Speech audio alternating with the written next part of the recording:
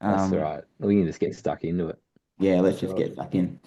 All right, g'day everyone. Welcome to episode 16 for this season of Got the 4 Points.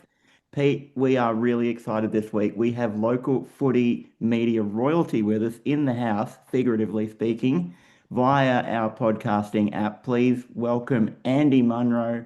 Very excited to have you on. Curator, creator of the local footy grounds Facebook page. Have I got that right? Or do you want to give me the proper name? Yeah, no, that's good. Thanks for having me on. Yeah, so I got the former Footy Grounds page on Facebook and got my Instagram, TikTok as well. So sort of spread myself out nowadays, YouTube. So you got to be on all the platforms. So yeah, trying to promote all the local footy games and the footy jumpers I have in my collection and whatever else that comes along. It's awesome to have you on, and you've certainly shown us up with footy backgrounds. You've got a very slick looking operation there with it looks like mostly Adelaide Crows jumpers, but you've got a few others there, and I know that you've got a collection of many footy jumpers, which we're keen to ask you about soon. But yeah, thank you very much for joining us. Yeah, how you doing, Pete? How's your week been? Yeah, it's been a good week, Rob. You and I are in holiday mode, given the Mm. VAFA has their double bye week. So no footy for us for the next couple of weeks from a VAFA perspective. So we might be taking a leaf out of Andy's book and maybe finding ourselves at a few different games across the next couple of weeks. But yeah, there was plenty that happened on the weekend for footy. Lots of great games, but we're going to park that for this week, Rob, so that we can really get stuck in with Andy to talk around sort of his journey with local football. And you and I have often said we love doing this podcast because we're just two blokes that love looking and talking local footy. And I think we've got a third person that can join the crew in that regard because, yeah, if you do follow any of Andy's pages and TikToks or anything like that, you'll always see that he's out at some form of football match, and the coverage is absolutely incredible. And I'm really excited, Rob, to dig in and sort of find a little bit more about where that started and where the passion grew and sort of some of the things he's seen in his time and his journey. So yeah, looking forward to it, Andy. Sweet. Yeah, no, be great, and you can check us out as always on Spotify and on our Instagram at Got the 4 Points. We're on YouTube as well. We haven't hit up TikTok yet. Maybe we should get some TikTok tips. That's a Start plot clipping it twist I all up. wasn't expecting. But yeah, maybe we should get some TikTok ideas from you later. So yeah, check us out on any of those platforms: Spotify, Instagram, YouTube. Send us any updates, any cool things happening in your local leagues, any exciting matches when we get back to our wrap-ups. We would love to cover them for you. But mate, Andy, it's an absolute pleasure to get to have a chat with you today. And a lot of people following your page will know a bit about your curation of different footy jumper collections and going out to local footy these days. But how did it all start? Like, tell us a bit about your footy journey. Did you used to play? Where did you play? Yeah, tell us a bit about the journey. Yeah, so from Narracor, which is South Australian side of the border. So I'm not sure how far you ventured over the border just yet. So, but maybe this is the first time. But yeah, I started off playing school footy at school and then transitioned to playing at Kaiby Bowlight. So Kaiby, as we just call them, but if you're not a local, it's you probably struggle to say it. When Lockie Neal won the Brownlow, or it's won it twice now. He's a few years older than me. He played at Kaiby, and most of the news presenters didn't know how to say Kaiby, so that was always interesting. But yeah, so I played there. For I think 4 years of juniors, but wasn't real successful. Just pretty sort of average player, sort of would play every position, do everything okay, but nothing too great. Wasn't picked in any sides or didn't win any best and fairest, nothing like that. So I ended up giving up footy, like a lot of people probably do after juniors. So I think nowadays they go up to under 17 and a half. So I would have played an extra year if they did it nowadays, which I sort of think is a good idea. Because I might have stuck with footy if that was the case back then. But yeah, so then I just transitioned to playing soccer and I have a few mates there and I play soccer ever since. So that allows me to play my games on the Sunday and get out to a few footy games on the Saturday. So it makes the weekend pretty full for me and I quite enjoy that. That's great. And what was it that really ignited the passion for local footy? Like, was there something that really kicked that off and sort of had you going, this is something I want to be involved in? Like, what was that for you?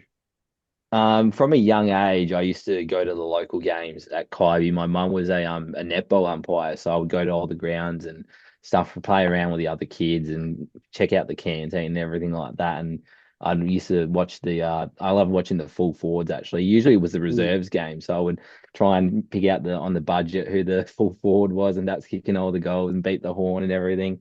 I remember doing that, but then once I started getting into footy, I sort of lost that passion a little bit. I don't know what it was exactly, but it's just sort of maybe teenage, you lose interest in that type of thing.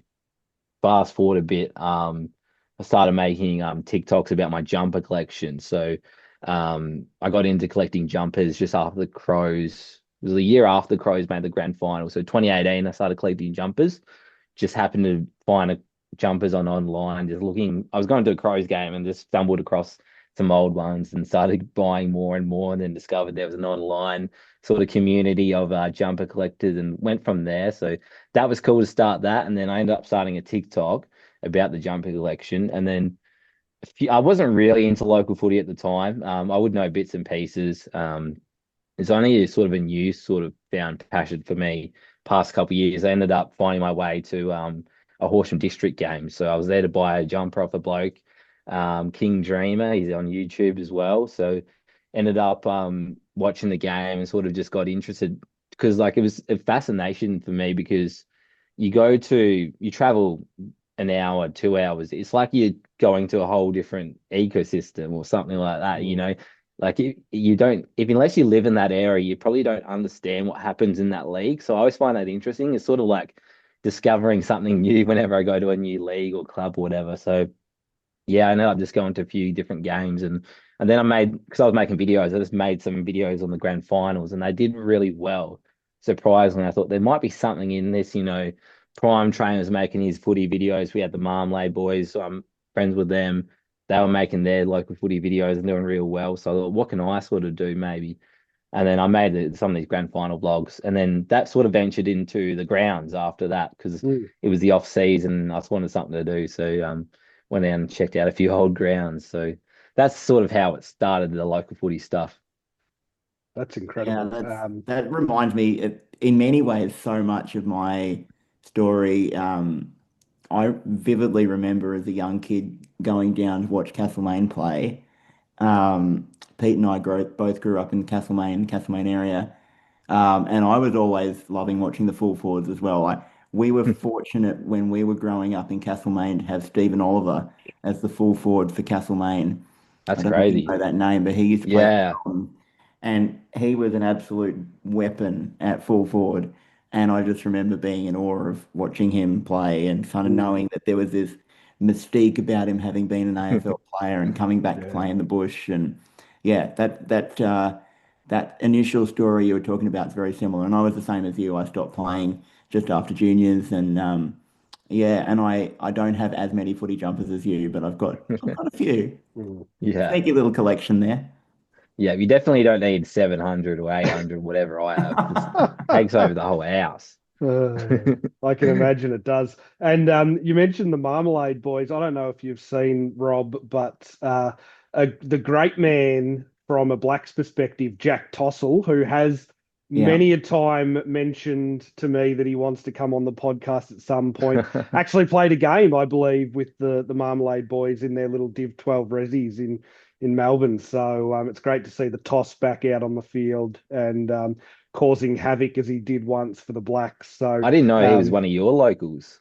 Yeah. yeah, He's a There you uni go. black boy. he's certainly a uni Blacks boy. Oh, he was also can't remember where he's from originally. Actually, now He's from you'll Alexandra, I think. Like that's because his that's old man yeah, played that's at right. VFL when he used to have a podcast and they interviewed his old man on his podcast and it was real Mm, good. So yeah, I don't know if that's still up, but it's probably worth a listen. yeah, I'm sure it is. Anything Toss does is worth a listen, especially after a few beers. But so when you mentioned the Marmalade Boys, I immediately thought that there's connections all over. But just on visiting those local footy ovals that are, especially the ones that, no longer in action with the team having folded. Sort of, you mentioned it was off season, but what is it that draws you to some of these local footy ovals that now just have, practically nothing there? I used to watch on YouTube a lot, like urbex videos, urban exploration, and I had no interest in jumping fences and bloody getting into old buildings and all the rest of it.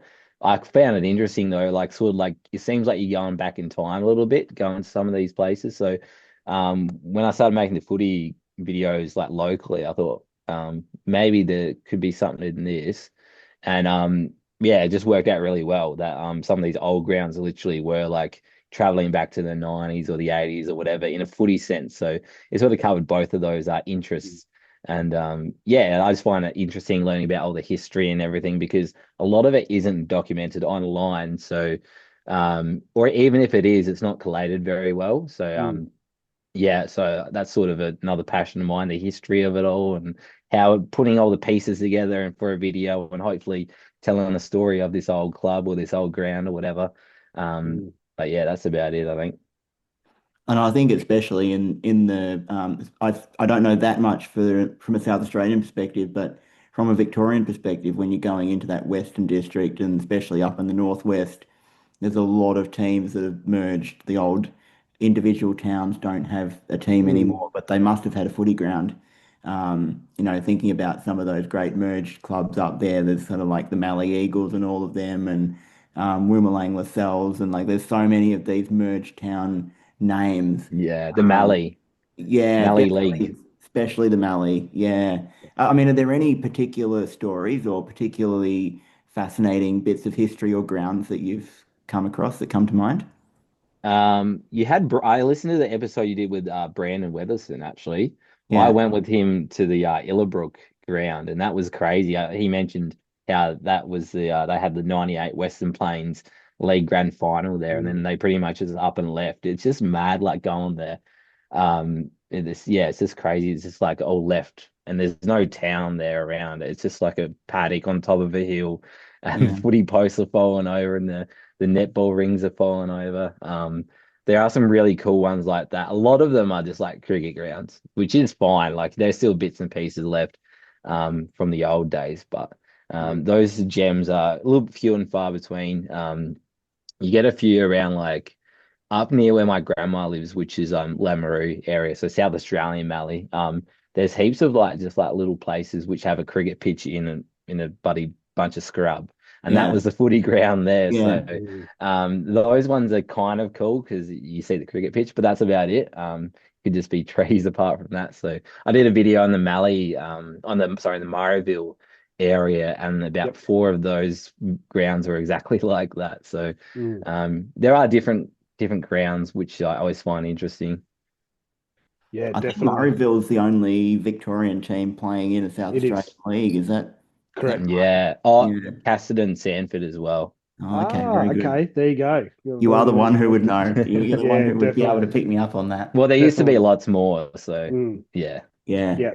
Yeah, I Yeah, makes know from a tennis perspective, I work in tennis, Andy. Murrayville's actually the same from a tennis perspective. They play in a local association against, Pinaroo and Lameroo across the border. And I certainly know during COVID times that it was actually quite difficult Yeah. for Murrayville because they actually are sort of more connected to that South Australian side than the Victorian side with the Yeah. That sort was of the shocking. Like because I live on the border as well. We had like army trucks drive past and there were mm, blokes camped down the road. It was really a strange time and such a big uproar in the area. Like there were a few people that played for Kaibi that couldn't get across the border because they still had junior footy that year.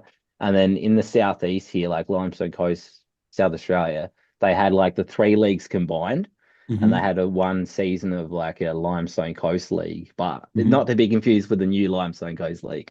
But anyway, yeah, so it did cause a bit of uproar, that's for sure. definitely. I'm interested, and I saw on your page, I think it was today or yesterday, you sort of reposted that around the East Warrnambool football club, which Rob and I were sharing some messages about the other day, and the fact that they're not continuing on What are you seeing currently in local football when it comes to sort of teams going into recess and struggling to survive? Is it something you feel like you're seeing more often, or do you feel like there's sort of been a bit of a stabilization when it comes to that? I think it's just going to be a steady decline. I don't think it's been like a real sudden thing. The major thing is just junior footy, and everything is so junior footy centric. You can always like get in senior players from the city, but junior footy, and that's what caused like Japarra Rainbow to merge and everything like that. And there's a lot of clubs like the whole Mallee League in South Australia. The juniors was just shocking the standard. Like it's not their fault. There's no kids there, so Yeah. in those like real rural areas, but. Warrnambool is a massive footy town, but even still, they just can't sustain that amount of clubs. Unfortunately, they produce. I don't know. It's probably like they feed like 6 clubs or something like that. Might even be Yeah, more in it's Warrnambool. huge. So it's pretty mad. For like they got 30K people there. So yeah, Yeah, it's just gonna be something that just happens gradually with the rural decline, unfortunately. But it's just how it is, and the age of population getting older and older. yeah. Do you notice any difference between Victoria and South Australia?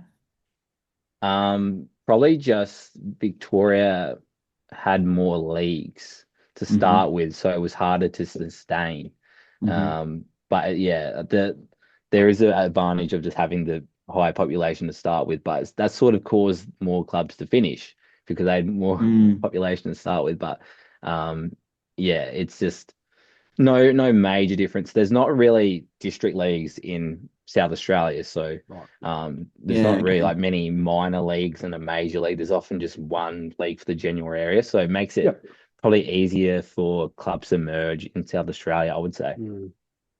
Yeah. Well, we Pete and I talk a lot about the whole district versus major league thing in Victoria, and I'm of a mind that it's heading towards a situation in Victoria like you describe in South Australia where there isn't really minor and major leagues anymore. We kind of have this tradition of the major leagues around some of the major towns like Geelong, Bendigo, Ballarat, Shepparton, Wodonga, Albury kind of areas, but some of them, like the Bendigo League and even to some extent the Horsham League, they're two big towns where the major leagues are Mm. basically becoming minor leagues, partly due to not being enough players to sustain the number of clubs, and partly because I guess people can travel around more often to get to other places. Mm, But yeah, maybe we're heading to a situation where, like South Australia, we've just got a league for each Mm. area, not really yeah. major or minor.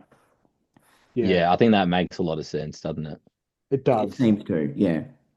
Does again, just my lack of knowledge of South Australian football, just something you said there, Rob, that made me think of it. In Victoria, we've of course got the salary cap and the player points system. Is there anything like that in South Australian football? Yeah, there's both. Yep. So Both. Yep. yeah, it's Okay. I can't profess to know all the ins and outs because I'm so like I don't really follow one league, so I don't really Yep. know the ins and outs of everything. But yeah, definitely there is both. There's a the equalization method, of course, but Mm. we all know the salary cap is just not really the real salary cap. Yeah.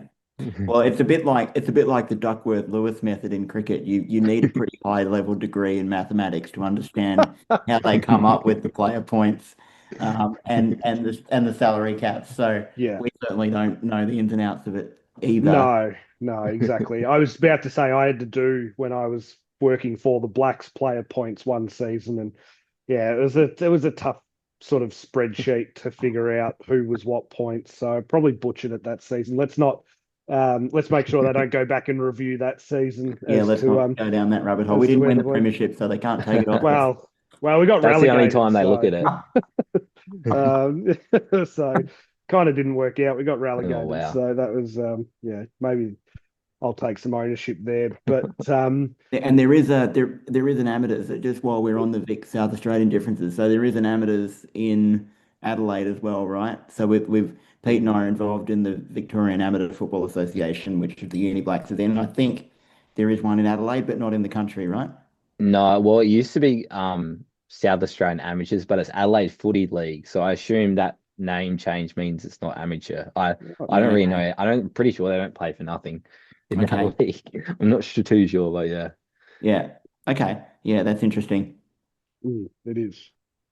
So in Adelaide, there's pretty much just the Adelaide Footy League, and I mean, Adelaide isn't as hard to get around as Melbourne, so it can go from True. Elizabeth to Fair. like down like Cove or whatever, or maybe there's Southern Footy League, but yeah, it can still go like pretty far down south. So there is Southern Footy League, which is like the southern suburbs of Adelaide, but Yeah. yeah, it's pretty much just one league in Adelaide, which is kind of weird compared to Melbourne when there's a few. Yeah, Yeah. there's quite a lot. Yeah. Yeah, every region of Melbourne has its own reasonably major suburban semi-professional league, and then there's the amateurs, in which is basically encompassing all areas of Melbourne, but heavily in the centre and southeast, I would say. And in theory, nobody gets paid. I won't Yeah. say any more than that. Well, I played one game for Wattle Park with the Oh, Animals boys, yeah, yeah, last year. wow. So hopefully that I'll Nice. duck over there a few weeks time and play another game. So just in the Amazing. thirds, of course, but it's still a little bit of experience over there. Yeah, nothing wrong with Oh the well, thirds. if you find yourself near the Uni Main, pop into a Uni Blacks game as well. All right, okay. Yeah, That's all to definitely. go. Yeah, yeah, I want to talk about what you've got behind you there in all of the jumpers. So you're known for having a huge jumper collection. I'm interested. Yeah, what is it specifically about the jumper that you just like? I want to have as many of these and as varied as these as possible. And sort of yeah, how you sort of mentioned a number before. I wonder how accurate that is. But how many do you have? Yeah, well, I sort of see the jumper as like the ultimate collectible for a football fan, I guess, Mm, because it represents a club or it could be a player. I got a lot of match worn ones as well. oh, wow. An era could represent the certain style of jumper, if it's a modern one or an old school one, the era, the 90s.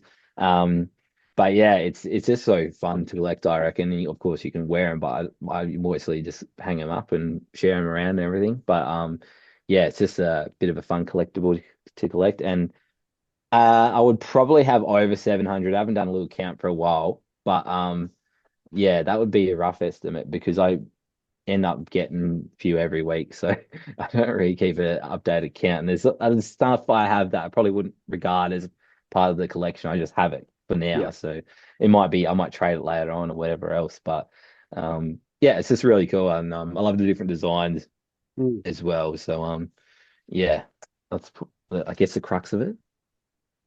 I reckon there's something about footy jumpers in Australian football that are a bit unique. Like I remember, so I spent 6 months nearly in Colorado over the summer, Andy, and I watched quite a bit of NBA and bit of American football, and there's just like, even then when you watch something like Premier League, there's just not the variety and the statement of a Australian football jumper. It's got bold shapes and colours, and like I just think there's something really cool about the history there that we have.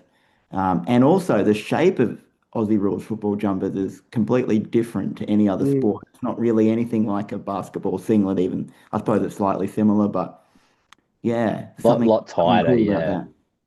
that. I guess that it comes down to like what they started with back in the old days and like how they would just modify the jumper to add a sash or they Yeah. would sew on the monogram or whatever. And then I guess over in like America and stuff, they just chucked a big number on the front and just made sure they Mm. were wearing different colors. I mean, that makes a lot more sense, but the Australian Mm. way of doing it turned out a lot better. I reckon we have more varied designs and I mean, I'm a big soccer collector as well. I don't collect as much nowadays, but I would have about 200 at least soccer jerseys. So Yeah, wow. yeah, Mm. that's sort of how I started. Is I sort of got more soccer to start with and got into footy a bit more.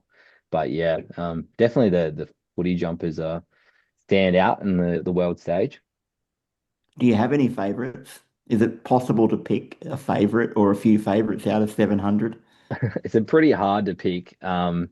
The Crows ones are always the favorite, just being a Crows fan. But I do have a few local footy jumper favorites I wanted to show you guys. So Oh, if you're yeah. just listening on Spotify or whatever, chuck it on the YouTube and we'll run through these, see if you Yeah. guys know the teams. Let's Yeah. do it. And we'll Legend. This is awesome. yeah. This is like So proper show and tell. Yeah. yes, it might be reversed for you guys, but Oh no, it's not. all good. So this Yeah. Tarpina. is Tarpina Kangaroos. Is that the name of Nice. the yes, club, Tarpina? yeah. So this, can we guess what league it is? It's the South Australian League. I don't know if you guys know them. No, never heard of it. I'm Mid gonna say Southeast. I'm gonna say Adelaide Footy League since you told us No, I'll go the Southern Footy League. no, it's near my area, so Mid Southeast League, Mid South. which is Okay. the oh, that's probably genuinely a district league. Because like a lot of the players are from Millicent and Mount Gambier and play for these little clubs. So Yep. Tarpina had the unfortunate record of the most consecutive losses in a row. They have the Australian record as far as I know of Wow. about Wow. 120 games. So Oh God. Oof. I know you guys have spoken about loss, streaks and everything like Yeah. that. So Yeah. yeah, that's a bit of a rare one. They changed from the Canaries to the Kangaroos. They sort of rebranded, came back, and they broke that streak. So that Nice. was good. But unfortunately, they folded soon after. So Ah, damn. yes, we got the Purples jumper here. I thought you guys might like this one. Bit of a different nickname. Do we But know what club? well, I'm gonna guess Nathalia, but because I know they're the purples. Yeah, well, be pretty good. Yeah. Not a clue. It is Yarpeet. So they played in the Oh, Southern Mallee Football League, and then that Okay. became the Mallee Football League. Yep. And they think they played until about 99, late 90s. Yep. But this is a proper woolen one. So it's yeah. got Yeah. like That's buttons awesome. and yeah, so I was gifted this one last year. Very cool. There's a That's really great. cool old ground there as well. So that was pretty fun to get. I don't really have many genuine wool jumpers. Like, people call 90s jumpers like wool, but it's not actual Yeah. wool. It's Mm. just, yeah. But this is actual wool. So So how that old's that stands one? out. I would say 70s at a guess. Yeah. Yeah. Because Wow. he gave me like a 1970s. I've got another room, the Premier's jacket. Yeah. So it had a jacket with the badge on it saying Premiers. That was pretty cool, that That's one. very cool. This is a pretty nice design Oh, love Oh, that. from that's very Geelong fun. area. Oh, okay. Um, who's the Roosters in Geelong? I feel like I should know this. You won't maybe know them as the Roosters now. Oh, okay. So maybe a name change. Okay, no, you got me. Yeah, got me as well. Geelong West Roosters. They became Geelong West Giants after they Yeah, merged okay. Ah, with the Cheetahs, the Geelong West Blue and West Red. I don't know whatever they called them, but now they're the Giants. So that was a pretty cool design there. I like that That's one. yeah, that's a that great Rooster's design. evil. Yeah. That is a great design.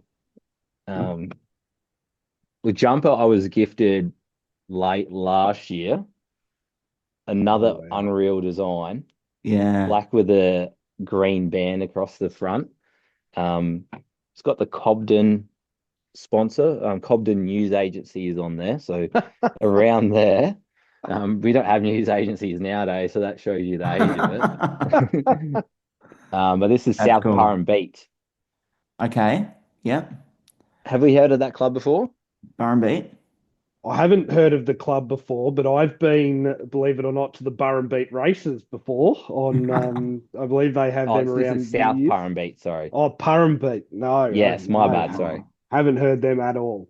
No, Sorry about neither that. have But I. yeah, they played in the Heytesbury Mount Neurat League. So that Oh, league doesn't exist anymore. And these club finished, I think it was late 90s as well. So Yep. yeah. um And yeah, that's that was got the really old VCSL logo on it it too. does, yeah. That was Yeah. that was still going around just when I was starting to go and watch Castlemaine. I think Mm, early 2000s they went to that one that was on the Geelong West jumper. But yeah, Yeah. yes.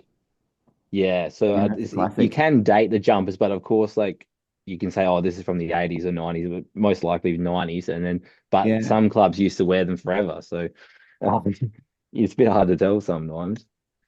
And then we'll finish off with one. I got it from Weather Oh actually. yes, I do know that one. Yeah, that's Very Glenn nice. Thompson Dunkeld. Yes. So I just thought this was a pretty cool one with That's very the cool. That is maroon good. base, but it's Yeah. the old Western Bulldogs design, but with the Yeah. With the it's I just think it's multifaceted. So you got the Yeah. G, yeah, D, and it's a ram. And I yeah, reckon the ram's nose has got like footy stitching on it. Oh Oh, yeah, that's true. nice.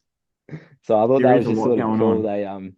It's a bit like the Gold Coast Suns logo. They try to put everything on it, but this is a bit Yeah. better. Except I always thought when I saw photos of Brandon wearing that, I always thought it looked like it's something wearing headphones. Yes, yeah, it does. Looks But That's like it's a it's cool got big design. beats on I do like the colors. Yeah, Yeah, so that's another one I thought I'd show you guys that's after that amazing. that's very episode. cool. That's awesome show and tell. What? Thanks, Andy. Yeah, no, Yeah. That's that's all What's good. very your impressive. what's your take, Andy, on you've mentioned this a couple times, Rob, and I'm keen to hear your thoughts, Andy, on footy clubs that, they might be the Kangaroos or something like that. You showed us with Tarpina, but not using what we associate as the traditional colours from the AFL perspective. Are you sort of green flag or red flag when it comes to changing that up? I'm a huge green flag on that. Absolutely Yeah, represent your local town. Like, just don't copy. I know, like a lot of clubs, they might have changed from a V design in the 80s because they could wear the VFL base design a lot cheaper. But yeah, unfortunately, we see too many basic clubs around, I reckon. There's a Tiger in every league. I played for the Tigers. It's very boring. So we want to see more different designs. Well, agreed. something I was intrigued about to ask you was in South Australia, do you find lots of clubs wearing, like lots of regional clubs wearing sandful jumpers? Because in Victoria, there's a huge number of teams being basic, as you say, just wearing old VFL designs. Yeah, so in South Australia, that was absolutely a thing. Probably just from like way back in the day, they used to get like hand-me-downs from the SANFL clubs, or they were cheaper to buy. So there's a lot more roosters in South Australia. You don't like I showed you Geelong West roosters, right? But there's not that many roosters in Yeah. Victoria. But you get all the North Adelaide sort of base designs. So like there's Bordertown. Roy are the Roosters, but they wear like a South Melbourne one. But there was Parilla Roosters. There's probably heaps I could name. I'm pretty sure there's one in Murray Bridge. Hmm. But yeah, you get a lot more different Yeah. ones. The Magpies sometimes wear the prison bar design, so Yeah. the Port Adelaide sort of magpie jumper. For some reason, like I don't know if you saw the Heathmere video I put up of Travis Cloak. Yeah. For Yeah. some reason, Heathmere changed to the prison bar. I don't know why, but Yeah. it wasn't really like their traditional jumper. I mean, I kind of like it just because it's a little bit different, but Mm. Yeah. maybe they wore it just because it's like it doesn't clash with other clubs, but I can't recall who. But yeah, anyway, you do get different jumpers, that's for sure, and Yeah. different nicknames. Yeah. Well, if you want to see the worst ever jumper in football, there is a club in the VAFA called Old Melburnians, and their clash jumper is like a bumblebee type jumper. It's not very pretty. It doesn't look super flattering on What's their anyone. nickname? Um, Do they even oh, have one? I'm Just not sure. OMs. OMs is what they tend to. I mean, we've got other They're the Red nicknames Leagues for in a them, way. but They wear their Norwood colours. Their home wow. Yes. colour is just I plain actually navy have blue. one. I have one of their just basic blue jumpers. I was Okay. gifted one earlier in the year, funnily enough, but I didn't know they Wow. had Okay. this amazing clash jumper they rock with. Yeah, it's certainly a special one. You might need to ask around that and see if they can send you one. I'm sure there's plenty of players that would probably willingly give up their ugly clash jumper. Um, but any favourites you've got, Rob? Yeah, what's your some of your Oh, my favourite jumpers. Well, a lot of the jumpers that we grew up playing against around here were pretty basic. So Newstead, oh where I come from, is North Melbourne colours. It's a little bit of a variant on the North Melbourne jumper, but I do like the Carisbrook jumper. I have to say, as much as I didn't like playing Carisbrook when I was younger.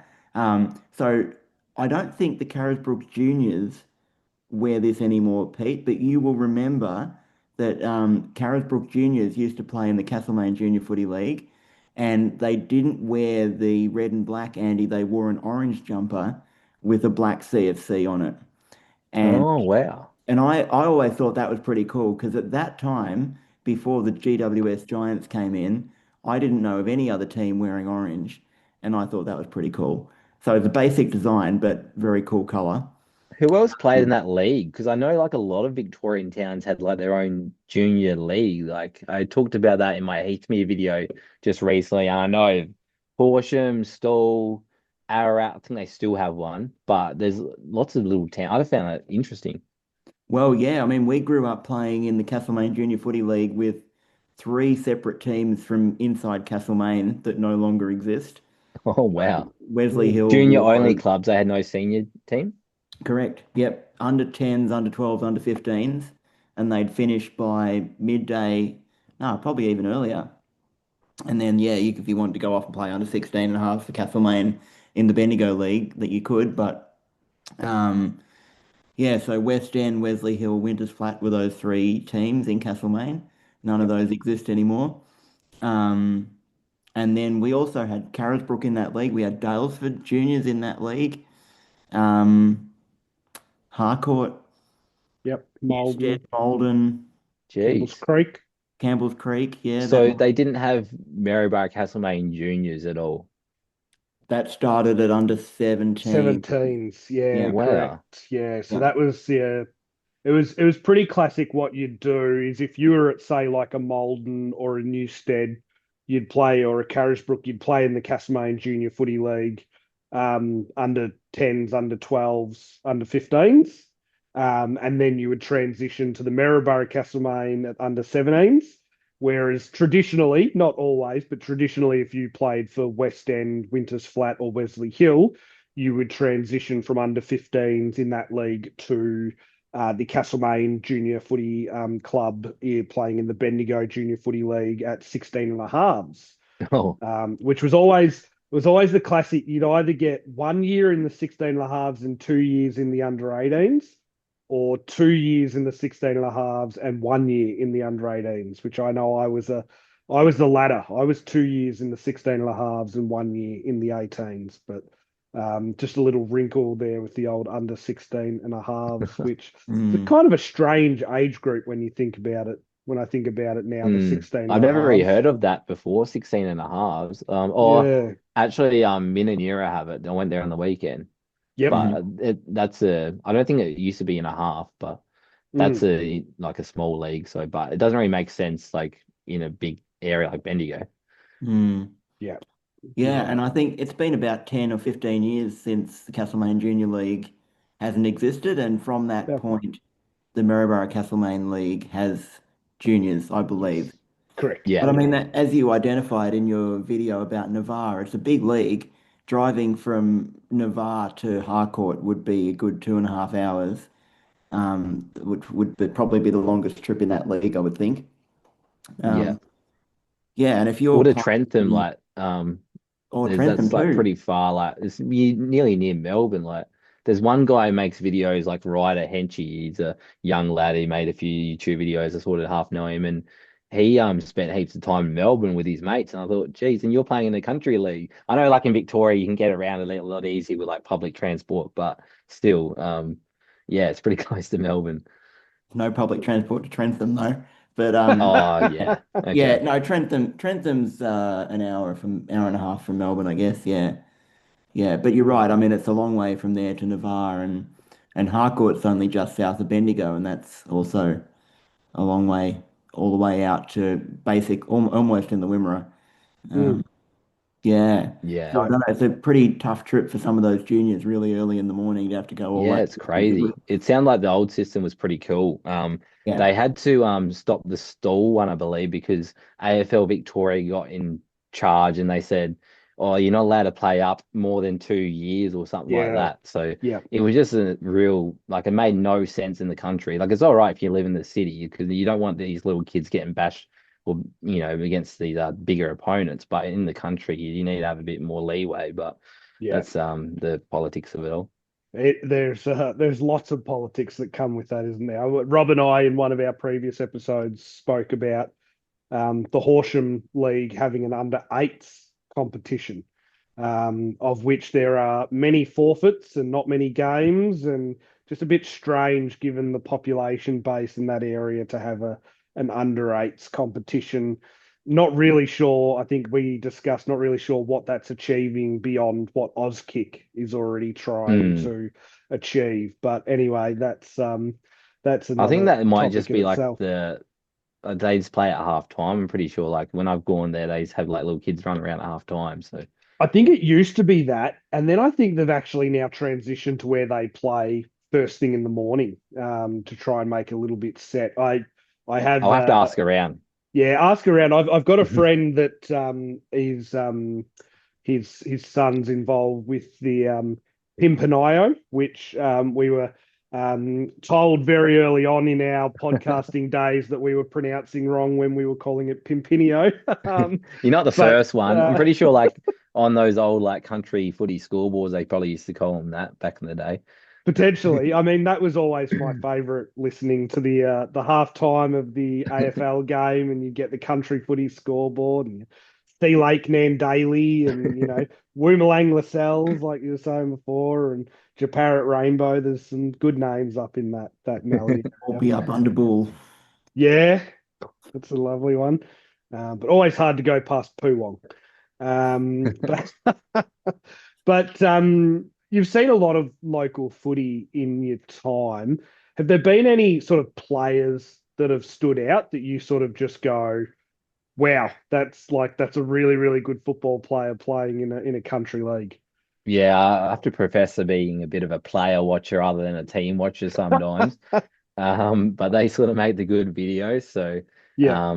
probably the obvious one is Tom Williamson, who had to leave Carlton, unfortunately. But yeah, he left there and went back to his hometown, Ararat, and he's pretty much just absolutely dominated since then. Mm. And it's just watching an AFL player play local league. The Wimmera League's still pretty decent. I know, like in some of the videos, like people, that's sort of a bit of a gripe of mine, like people in the city, like saying the country leagues are no good, but it's like literally like there's not enough people there to be as good as the city, so it doesn't make any Mm. sense. Anyway, he's really good. And yeah, he's won the league medal and leading goal kicker from the midfield, and he probably Mm. he should have won 3 league medals in a row without suspension, but he's a really good one. And I watched Josh Wrench on the weekend, so he was a bit of a guy that missed out on the draft, and he's gone back to Penshurst, and he's definitely far too good for the level. Even I was at Harrisbrook and Jacko Bowen, he was real handy there. So he's Mm. played pretty high level up in Darwin as well. So you see like some of these guys, they definitely stand out. And in every league there is someone like that that is a absolute star, player, but they just didn't make it out for whatever reason. So yeah, it's pretty cool. In some leagues they get imported, but it's cool when they're local as well. Yeah, definitely. We used to towel Jackson Bowen up back in the day, didn't we, Rob? Eh? We used to run rings around Jacko. I can't even keep a straight face for that.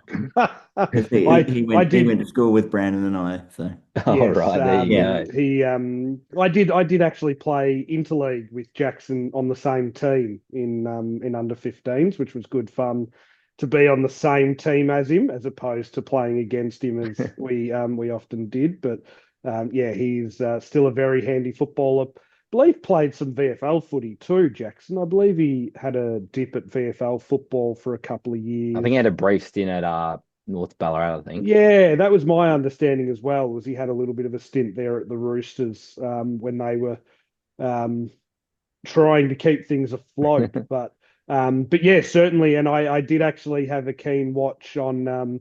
I know that Tom might have had earlier this season a little bit of close tribunal reviews around whether he might be another BNF Yeah, ineligible. But I think he managed to get off that I think he got charge. past that. Yeah, he And definitely cops a fair bit, that's for sure. And sometimes they have to give it back. yeah, yeah, true. yeah. So you identified Adelaide Crows very strongly as your passionate supporting team, but from a local footy perspective, is there anybody that you follow through thick and thin, or are you just a fan of all local footy teams? I'm just a fan of the game. That's Yep. very cringe to Right say, but answer. No, I love no, that. I don't really have like a proper team. Like I mean, Ikyview is my old club, and I don't mind them. There's a few like clubs from every league that I don't mind because I sort of have connections there. You mentioned Pimpernaya, so I mentioned King Dreamer before. Lockie, he plays for them in the Resi, so I've been to quite a few of those games. I might head to another one before the season ends, or maybe in the finals, I might watch them play. But there's a few little clubs in every league, which is I have a small connection to, but I sort of like just sharing it around a little bit and just checking them all out, to be honest. Yeah, I mean, I've got lots of different jumpers, so I can't really pick one, can I? Well, you No, can. that's It fair. just might be controversial. Yeah. Yeah, that's right. I might upset a few You people, so I have might to be alienate a few diplomatic. fans. Yeah.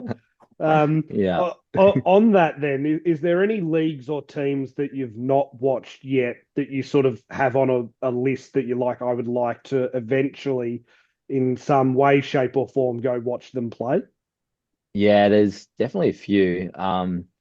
Just getting further and further away. So now I've covered every league within 3 hours of where I live. So considering I live 4 hours from Adelaide, that Mm. sort of gives you a bit of a general idea. But the Mineiro was one I ticked off this year. I would love to cover more Hampden League and maybe a Yep. bit more Warrnambool District, Mm.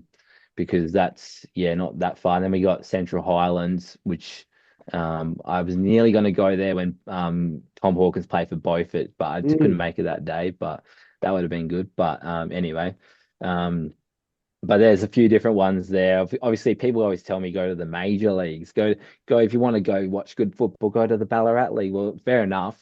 But sometimes the district league is a bit more fun. There's no videos about them, so they're going to do better as well. Yep. So I always think of it as like a content perspective as well, a little Mm. bit as well, because that's the whole reason I'm going there to start with. But Yeah. yeah, there's a few different ones, I guess. Yeah. Nice. I mean, if you like, if someone says Major League and says Ballarat Footy League, I think my vote would be Ovens and Murray. I think if you want to watch top tier football across Victoria, Ovens and Murray would be the best league. But I agree. I think there's something about the district leagues that are just a lot of fun and also just really around that community. You know, it's all about the Mm, local town and certainly the district leagues do it really well. And I actually think the district leagues are probably, I think maybe back in when you and I were playing, Rob, the district leagues were probably the poor cousin to the major leagues, but I don't see that as much anymore now. I think the district leagues are, somewhat on level pegging with those major leagues, which is probably why we're starting to see a shift when where mm. people are choosing to play. And I think good players now are choosing to play in district leagues as much as they choose to play in some of the major leagues compared to probably what was happening, 10, 15 years ago. Yeah. So yeah, that's very interesting. Because I always listen to there's a good podcast in the Wimmera where they interview the old players. It's on the program's called The Shirt Front. But anyway, they interview the local legends, and you often hear these guys. They said, "Oh, I started out at this club, but I wanted to test myself at a higher level, so I went, Mm, to the Wimmera League or whatever." But I don't think that happens as much nowadays. I don't think there's a real desire to do that. no, I'd agree. Or Definitely. if people are moving, it's more to do with money, I suspect, than if they're Yeah, testing themselves at a higher level, or they've they just move been into the drafted, city. or yeah, they're probably yeah, Mm. exactly. Yeah. Yeah. So, all right, mate, we're getting towards the end here. We've got a few rapid fire questions for you. They don't have to be super rapid fire, but like we want to know one of Pete and I's favorite topics to chat about as we go around the different footy grounds in Melbourne is our favorite canteens. Now, I'm guessing that you visited the canteen at a lot of these different grounds. Do Yes, you yeah. have a favorite? Can you give us the lowdown on where we go for the best food? I had a really good one on the weekend at Penshurst, actually. They have a great local bakery there, and I'm pretty sure the donut I had there was from the local bakery, and that was really nice. I've had a really good hot donut at Dartmoor, where Jezza Cameron's from. Yep. For whatever reason, they had some really nice donuts there, so I sampled a few of them. Of course, I always try and get chips and gravy, which you can get in Victoria, but it's a bit some places don't even have chips. But it's very strange. But anyway, yeah, that's more of a thing I would like to try and get as well, but you can't really stuff it up too much, the chips. But of course they do vary. But yeah, Oh, there's you a few. can. You trust me. You've been to some of the Baffa canteens. You can stuff up chips. There's Uh, probably not enough older ladies around maybe in the Baffa canteens. There might be maybe. young people from Yeah. the bloody local uni that don't know how to cook. That's probably the problem, I guess. I That think could be true. I think you're probably You're right. yeah, You're absolutely right. true. I think when you were mentioning the local bakeries there, I mean, my heart just bleeds for the state of the Vaffa canteens because my memory of country football is exactly like what you said. They're the local bakery, whether it's the donuts or whether it's even something as simple as the bread roll for the hot dog, it's going to be Mm. local and fresh. Where Pete and I are always on about this at the Vaffa canteen. We love a hot dog, but the bread, I swear they just get it from Coles or something. And we Yeah, probably shouldn't diss the out Coles on discounted the stuff podcast, from but Coles, is it? yeah, Yeah, I I'd mean, say so. anyway. Um, but you mentioned that one of the leagues you're potentially looking at getting to is Central Highlands. I've said this on previous episodes, but there is a roast beef roll at Bungaree Canteen that is to die for. That hopefully I'll be wrapping my big gob around in a couple of weeks' time. But um, the other thing that you would have seen a lot of course, is local footy ovals. Is there a local footy oval that you like the best, and why? Why that oval in particular? Um, I don't know if there's one that stands out massively, but I think I haven't been to a game there yet, but the Stall Oval, so I think it's Central Park where they have the Stall gift. Mm. Mm, That's just real classic oval there. Obviously really well looked after with the gift and everything. But I've gone to a few stall games, but they can't play there until they run the race. So Yeah. yeah, yeah. so they've been ruled out of playing there. So that I watched them play, and they played at the Stall Swifts ground. So Hmm. not Yep. quite as nice, but still okay. Still pretty decent. But yeah, that's good. Actually, I mentioned Dartmoor before. That's pretty cool. How it's like the club rooms and everything is on the hill, so you get a bit nice perspective. I like those grounds where you can get a good view of it all. So that's a pretty good one as well there at Dartmoor. But I think in South Australia, Border Town's pretty decent. You've got the grandstand, which is not a lot of grandstands where I live. Because often grandstands, like if they built them, they would have been years ago. And like Hmm. there'd be a lot in Victoria because of like the gold rush and everything, but there wasn't as much money floating around in South Australia. So you get a few grandstands up in the mid north and Adelaide Plains League, but that's a pretty good one there at Bordertown too. Nice. Do you have any pet peeves about local footy? Is there something that really annoys you when you go to all these games and grounds? Yeah, well, I mentioned it before. Is just like people getting stuck into some of these leagues and they're saying they're Yeah. no good. Like, you're just watching the games. Some people like they don't see any local footy at all. So that's what I like doing in the videos is just giving people a bit of a perspective because they watch the AFL and how you can call any AFL player like bad at footy, I don't know, unless they're like very rare case, but. They're all we can probably think of a couple players, but anyway, um, there there's a rare odd one, but still, you see these AFL players go back and they're very good, but still at the local level, there are always good players. And I said that before. It doesn't matter what league there is. There's always good players. It's just how many there are of them. So, Mm. um, yeah, people getting stuck into leagues saying they're no good, and I'd like to see them have a run around and see how well they go in these leagues. 100%. You make a really good point. I'm a Western Bulldogs man, and the one for me was always when he was playing for the Western Bulldogs, Ace Cordy, and boy, he frustrated me. I thought he was an absolute spud.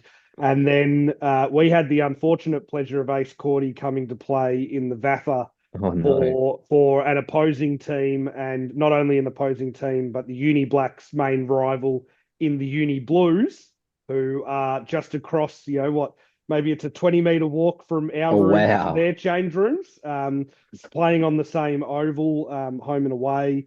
But I watching him play Vafa was that great reminder that there's absolutely levels to this game, and one person that may not succeed at AFL level still might be really bloody good at local level, and he was an absolute beast. Mm. We had a ruckman that I would have considered one of the best Vafa ruckmen I've seen in a long time, and the battles that he had against Ace Cordy just showed me just how bloody good he was at football. So I think Mm. you're spot on when it comes to some of these players that come back. Yeah, The right. I have a And then you question. look How at how do people choose which uni club to play for? Yeah, great question. If you're a good person and a good bloke, you come to the Blacks. No, no. Um, Look, a lot of it is built upon connections with people or past players. A lot of it is driven by family. You know, someone's grandfather played for the club back in the day, and so they go to the Blacks or the Blues based off that. Um, in terms of new players that have no connection to either club, it's somewhat at times a little bit of a lottery.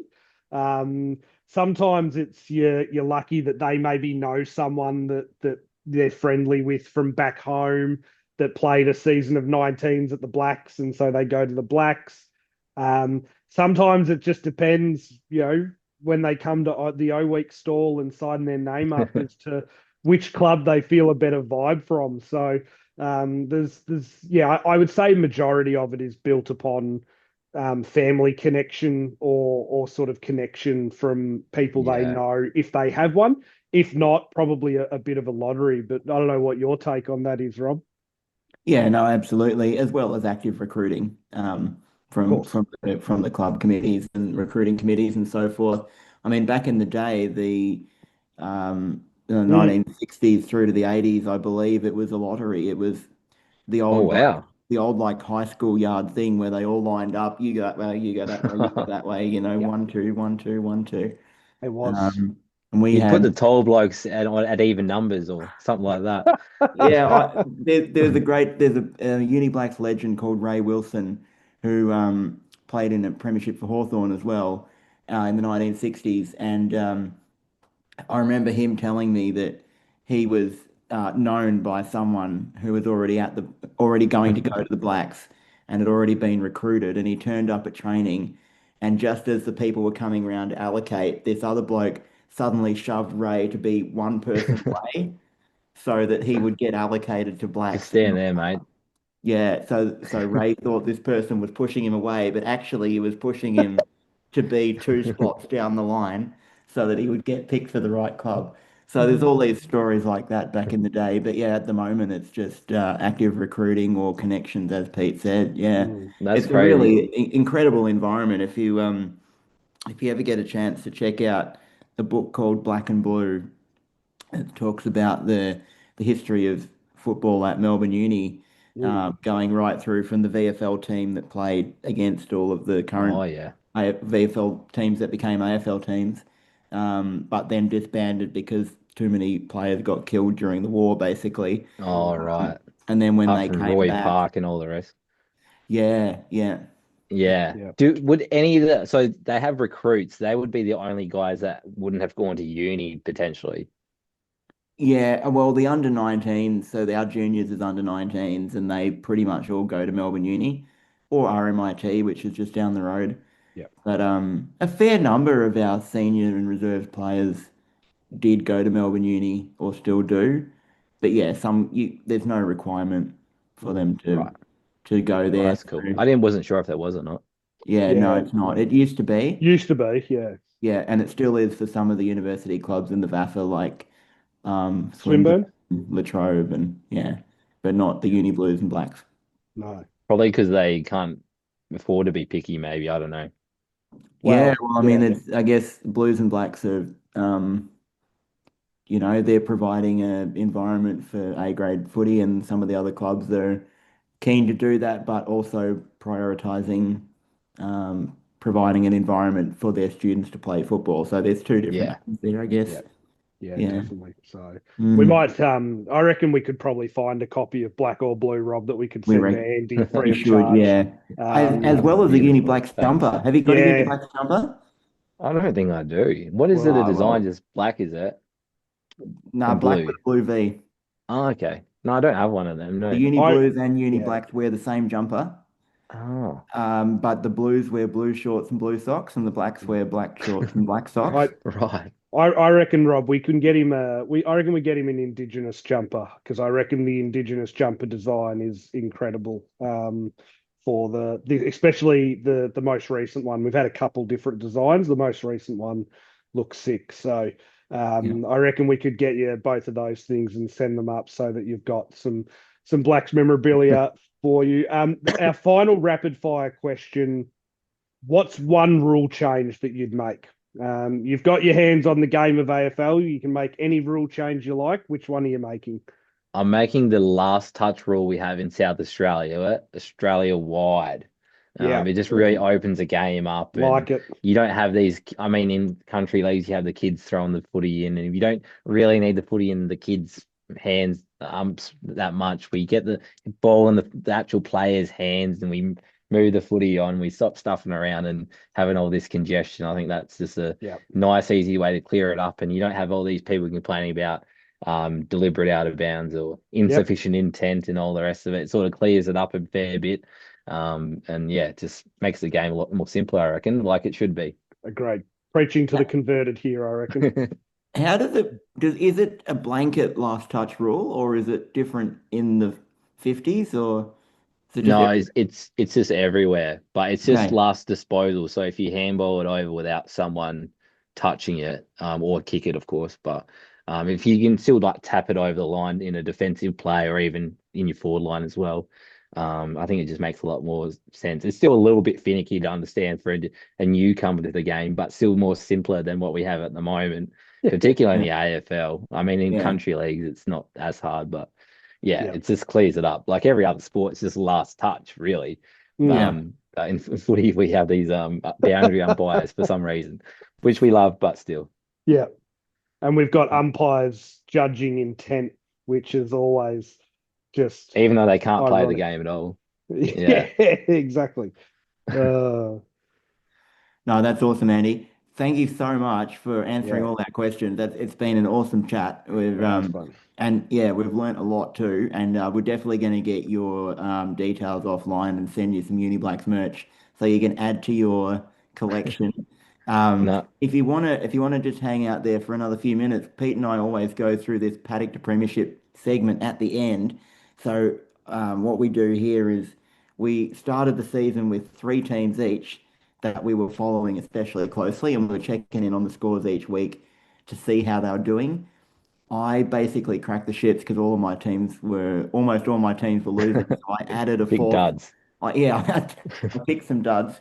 I picked one a special dud, especially dud. That doesn't even make sense. Um, so I added a fourth paddock to premiership team. But anyway, we're just going to run through those quickly, and then we'll wrap it up. Pete, Beautiful. do you want to start us off? Yeah, I'll start us off, Rob. Castlemaine lost by 14 points in what was an improved effort to South Bendigo. Darts just keep killing them all season. Gave up 4 goals to none in the first quarter. 8-13-61 to 11-9-75. Bad kicking is bad football. Amazingly, Rob, still only one game out of finals with the season Castlemaine's had. Strathfield say sitting fifth on 4 wins and 7 losses.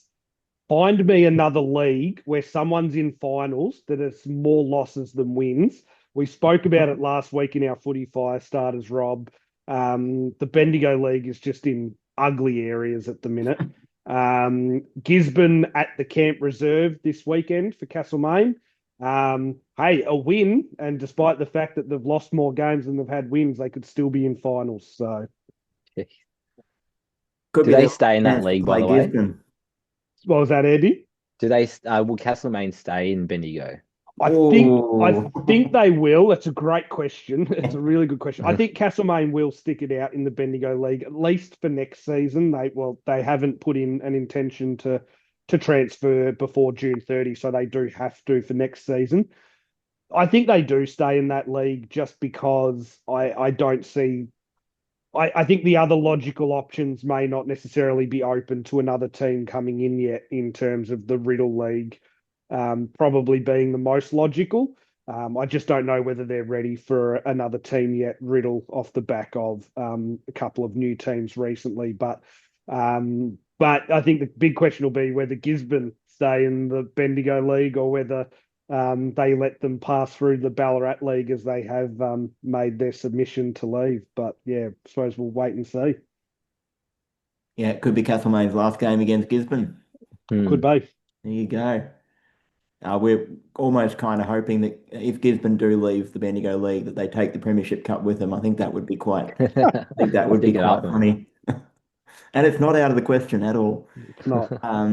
All right. So the first of my teams, I actually grew up barracking for Fitzroy, Andy. So Fitzroy now play in the VAFA. So I picked them as a team I thought would do pretty well. Got relegated to B grade at the end of last season after their first year in A grade. But unfortunately, it has gone extremely pear-shaped and they are almost like the Fitzroy of old. Yeah, well, that's right. Pretty much. Spot on. Yeah, they had a 57-point loss to Williamstown on the weekend, and that just further cements their relegation position. So they'll be in Prem C next year. Yep. I didn't even look up who they've got next, but I guess they're in the VAFA, so they've got 2 weeks off. Yep. Look, in theory, if they win the last 6, they can still survive, but I can't see it happening. Not going to happen. And big credit to Williamstown, who have had an incredible season after, basically getting away from relegation last season. So credit to them. Rob, North Albury Hoppers for me, lose a heartbreaker by 1 point to Albury. Albury kicked the last 4 goals of the game, Rob. They had a 22-point lead late in the last quarter, the Hoppers. So what's going on there? Still no Joshua twins. I don't know where they are. Minogue Murphy. I don't know where my Joshua twins are, but it's clearly impacting the team. They've got another big game against Lavington coming up. The implications of winning or losing in the Ovens and Murray League is huge. A win could put them back up to second. A loss could see them down to around 6th. It's topsy-turvy. It's pretty close Good there comp. in the Ovens and Murray. Very good comp. Yeah, that's a bit like the VAFA B grade. Apart from the bottom 2, a win could put you into finals or take you towards relegation. Yeah. Okay, so who have the Hoppers got next? Lavington. Okay, Lavington, and well. I should make a special mention, which I didn't realise. Blacksman Jack Drummond is a North Albury Hoppers man, or at least that's where he transferred from. So I'm going to have to hit him up around some Hoppers business when we see him next in a couple of weeks' time. Yeah, maybe see if we can get a Hoppers jumper because that's a pretty good one. The green with the gold V. Very good. I do like a bit of green on a footy jumper. I don't see it that much in Victoria. No. All right, I'm going to head down to the Mornington Peninsula League. I picked Coringal as a pick with the heart because I hoped that they would do pretty well with Nathan Burke, ex-St Kilda legend, coaching down there. They haven't got a win yet this season. That's been pretty tough for them. They had a big loss to Devon Meadows on the weekend by 145 points. That's Devon Meadows, the mid-table. Is this that's the 2 divisions there? Yes. They've got 3 divisions in Mornington Peninsula. Yeah. Wow. Yeah. So big loss to Devon Meadows. They were mid-table. This week, they're playing the undefeated Frankston Bombers. So good luck. Unless the Frankston Bombers are all off to Bali for a weekend, I'm not sure that that's going to be easy for the Coringal Bulls. But the Coringal Bulls women had a 10-goal win. So I'm getting on the bandwagon there for the Lady Bulls. They're sitting in 3rd. Disgraceful. You'll do anything to just make your paddock to premiership a little more positive. Tullybuck Manangatang, Rob, they lost by 66 points to the Mallee Eagles. It was a positive start. And get this, they were 19 points down at 3/4 time. They gave up 10 goals in the last quarter. So been absolutely blown out in the last quarter. They've got the bye upcoming. I'm continuing. I've been on a real Blacks theme today in this episode, Rob.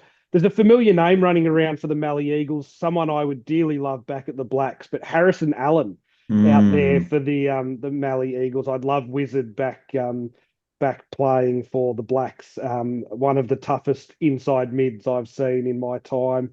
And I did see the other week, I think he had about 51 disposals for the Mallee Eagles on that Premier Data Instagram page. So Yeah, he obviously did a number on my Tuli Buckman Angatang boys as well. But yeah, they're struggling a little bit as we come into the back half of the season. They actually had the reunion. I think it was the Thule Buck It special was, jumpers they wore. So I shared that on my Facebook and pretty cool. I think it was green with the monogram TFC. So yeah, that was cool to see. it Yeah, I was. saw that.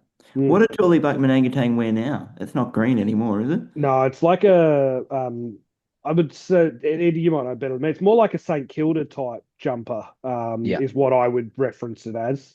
Yeah, yeah, that's cool. right. Yeah. All right, staying roughly in the north of the state. So Pyramid Hill, they've been my one saving grace in the Paddock to Premiership so far this year. They're sitting second. They had a big win by 44 points over Bears Lagoon Serpentine. Next game is against Bridgewater away. This is going to be a huge match. Bridgewater Mm. are third on the ladder, also 10 and 2, same as Pyramid Hill. Last time, Pyramid Hill won that game against Bridgewater by 44 points. So it seems like they probably will have the wood on Bridgewater. Pyramid Hill's percentage is way better at the moment than Bridgewater, but Bridgewater have been on a roll. So that game could be pretty interesting to watch and one that Bridgewater will really hope to get. Mm. See if they can lift themselves up to second and a double chance. Definitely. And I'll finish my Paddock to Premiership off, Rob. This is Monash Blues. As we know, this is the fourth team I added off the back of you shamelessly adding a fourth team when you were going horribly. As I noted in my previous episodes, this is not Monash to win the Premiership. They're definitely not winning the Premiership. This is can Monash stay up in Div 1 and avoid the triple drop in terms of relegation. Well, Rob, the weekend did not help their cause. It was a 16-point loss to Derry Penola, who were bottom of the ladder before that game. It's a critical blow to them surviving Div 1 this season. They are still a game and 20% ahead of Derry Penola, who they're now just ahead of. But a win just feels like a win there would have almost just seen them safe in Div 1 for the rest. 6 games left. They're now up against second on the ladder Q on the weekend. I think at the very least, to me, this is, I don't know, like, I don't know. Maybe you don't go in to win it, but just don't get blown out. Keep that percentage high. Anything they can do to keep that percentage high while still having a game in hand against Derry Penola is important. I believe they still have Alstonwick to play as well, Monash Blues, who are the other team in the relegation zone. They just have to win that. There's just non-negotiable. If they want to stay up in Div 1, they have to win that game. And we know it is a tough time of year for university clubs with people It going is. away in the uni break. So that might have had something to do with that result there. I had the inside word recently that Monash side is almost entirely Monash students Yeah. currently at uni. So Yeah. yeah, that could have had. I think I could have seen this wrong, but I feel like they had 4 debutants on for that Yeah, game. So yeah, that figures. yeah, I think uni holidays potentially impacting them. Well, Old Trinity weren't impacted by the university holidays. They played the bottom of the ladder winless Hampton Rovers in VAFA B grade. 85 point was the margin to Old Trinity. I would have been interested to see a bit of the footage of that game. There's 2 clubs that wear green and gold. So I guess one of them was wearing a clash. It's not very often that you have 2 teams in the league wearing almost the same jumper, and it's They have green. BAFA special clash jumpers, don't they? That they hand out for those occasions, That don't they? is that You're is spot on. They used to, yeah. I haven't yeah. seen one of them for a long time. Well, I think it's normally if the team doesn't have their own clash jumper, they have to wear that ugly little like grey type jumper with just the VAFA logo on it, There's which all sorts of them um, though. I've seen pink ones and red ones, yeah, I and have seen Yeah. pink ones too, actually. There was one in the Wattle Park video from last year. I remember in one of Caden's videos, I remember seeing it. So it might be more of a third specialty, maybe. No, that could be I've true. certainly seen it. I've certainly seen it running around before, in just sort of seniors and reserves as well. So definitely does happen. The last time the Uni Blacks played against the random Vaffa jumper was Ajax. I remember Ajax didn't have That's a right. clash jumper. Yeah. Anyhow, Old Trinity, yes, Old Trinity's doing very well. Pete, they won that game. Old Ivanhoe also won on the weekend, but the 85-point margin to Old Trinity has taken them by 1 percentage point to the top of the ladder in B grade. So I've picked very well in my fourth Paddock Premiership team here. Um, Andy, we've referred to VAFA B grade as the Lion's Den. Other than getting around the Uni Blacks now, which I'm sure you will do, if you were to pick a VAFA or a Melbourne league to get interested in, check out the B grade in the VAFA competition. It's extremely tight in the except for the bottom two, who are already basically relegated. The other 8 clubs are all a solid chance of playing finals, Jeez. and Um, it's very, very tight. it is. It's a good league. Was that game at Old Trinity or Hampton Rovers? Oh, you're testing my memory here. Well, I can't. I was at Trinity, yeah, It was at Kelly Trinity. Oval. Well, Andy has absolutely nailed it on the head. Yeah. Hampton Rovers are wearing an orange clash jumper with the V Oh, Vapor logo in the middle. I've just had a look at wow. footage on the phone of the first quarter, and they're wearing the bright orange Vaffa Clash jumper for the Hampton Rovers. I mean, The that man Like knows the can't old his Carisbrook numbers. ones. yeah, it does look a little bit like the old Carisbrook ones, but that can't inspire you to play well. Surely not. But anyway, that's a good pickup from you there, Andy. There we go. No, the 10 team or the 10 bloody teams in the div make it very interesting. So real Yeah. close. There's very rarely a dead game in those Premier A, B, or C in the VAFA. There's always a team vying for finals or trying to avoid relegation pretty much in every game. In fact, in some respects, the B grade this year is weird in that respect that the relegation teams are already decided. Agreed. Um, Yep, but it does mean that every other team is still playing for finals, correct. which is very exciting. Well, we've chatted for ages. We've We kept you have. for a very long time, Andy. It's been Beg an your pardon. awesome That's all chat, good. I mate. Thank enjoyed you it. very much for joining us. We learned a lot, and we are very grateful to get your insights about local footy, and yeah, and also just lots of fun hearing about your love of footy jumpers and old footy grounds, and very much look forward to keeping an eye on where you find yourself around country South Australia and country Victoria. Please let us know if you're in Melbourne and you want to come to a Uni Blacks game. We'd love to have you there, and yeah, we'd be great to keep in touch and see Yeah. where things end up for you. For sure. Thank you for having me on. It's a great idea, this podcast. So hopefully it keeps going on and progressing. And it's yeah, it's been really fun to have this chat. And yeah, this is just what I think about a lot of the time anyway. So it's good to chat with some other people like similar minds. Yeah, definitely. Totally agree. Awesome. Thank you very much, mate. Well, we'll catch up with you soon. Thank you. Cheers.